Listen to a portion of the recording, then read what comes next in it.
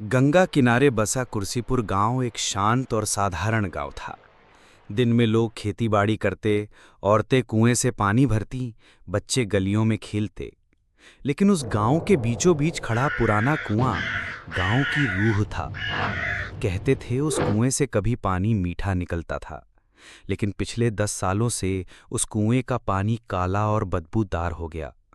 लोग उसे छोड़कर नदी या दूसरे कुएं से पानी लाने लगे। धीरे धीरे गांव में अजीब बातें होने लगीं। पहली घटना एक दिन शाम को शकुंतला नाम की औरत उस कुएं से पानी भरने गई। उसका कहना था कि नदी बहुत दूर है और रात में अकेले जाना सुरक्षित नहीं। गांव वालों ने मना किया, पर वो नहीं मानी। रात तक वो वापस नहीं आई।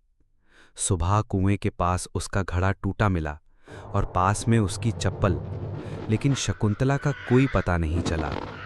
उस दिन से लोग फुसफुसाने लगे कि कुएं में चुड़ैल रहती है, वो औरतों की आत्मा खींच लेती है। डर फैलने लगा। धीरे धीरे एक एक कर कई लोग गायब होने लगे। कोई रात को खेत से लौटकर नहीं मिला, कोई कुएं से पानी भरते भरते गायब हो गया।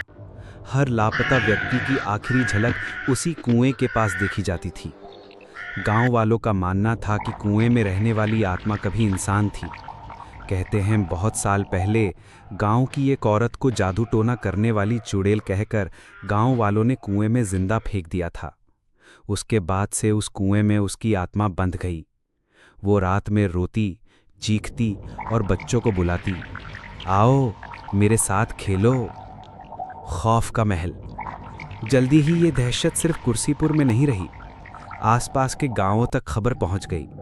लोग कहते थे कि रात में उस कुएं से औरत की हंसी और बच्चे की रोने की आवाज़ सुनाई देती है।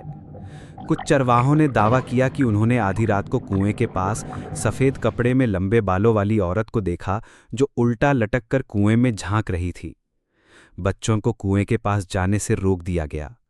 औरतें पानी भरने नदी तक जाने लगीं। खेतों में काम करने वाले लोग सूरज ढलते ही घर लौट आते। गांव अंधेरे में एक शमशान जैसा सन्नाटा बन गया। तांत्रिक का आगमन। इस डर के बीच एक दिन पास के गांव से रामो तांत्रिक आया। वो बूढ़ा था, लेकिन उसकी आंखों में अजीब चमक थी। उसने गांव वालों से कहा, ये आत्मा साधारण नहीं है, ये बहुत पीड़ित है। जब तक इसे शांति नहीं मिलेगी, तब तक ये हर साल और शक्तिशाली होती जाएगी। गांव वाले उसके पीछे पीछे कुएं तक गए। रामू ने मंत्र पढ़ना शुरू किया। अचानक हवा तेज चलने लगी। आसमान काला हो गया। पेड़ों से पत्ते उड़ने लगे। कुएं से आवाज आई, रामू तू भी आएगा मेरे पास। गांव वाले कांप गए। औरतें बच्चों को छुपाने लगीं। चुड़ैल का प्रकट होना। रात 12 बजे कुएं से सफ़ेद धुआं उठने लगा। उसमें से एक औरत निकली। उसका चेहरा जला हुआ था। आंखों में सिर्फ सफ़ेद रोशनी थी और उसके हाथ बेहद लंबे।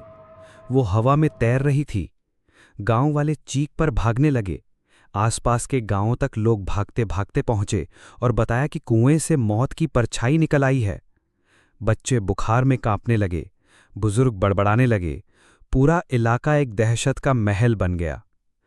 रामो ने हिम्मत नहीं हारी। उसने चारों ओर अग्नि का चक्र बनाया और मंत्रोच्चारण तेज किया।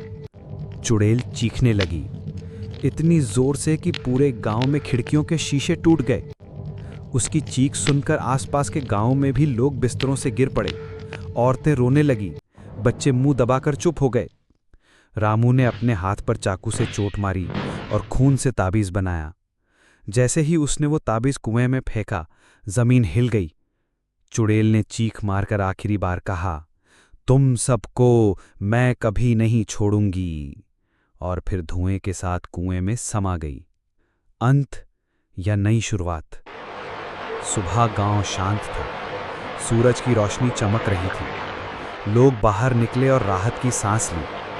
लेकिन उसी शाम पास के गांव में खबर पहुंची कि वहां की नदी से एक औरत की हंसी की आवाज आ रही है। गांव वाले डर से समझ गए, चुड़ैल तो कुएं से गई, लेकिन शायद कहीं और बस गई है। यदि आपको ये डरावनी कहानी अच्छी लगी हो तो इसे लाइक करें, अपने दोस्तों के साथ शेयर करें। नीचे कमेंट करके बताइए कि आपको कैसा लगा।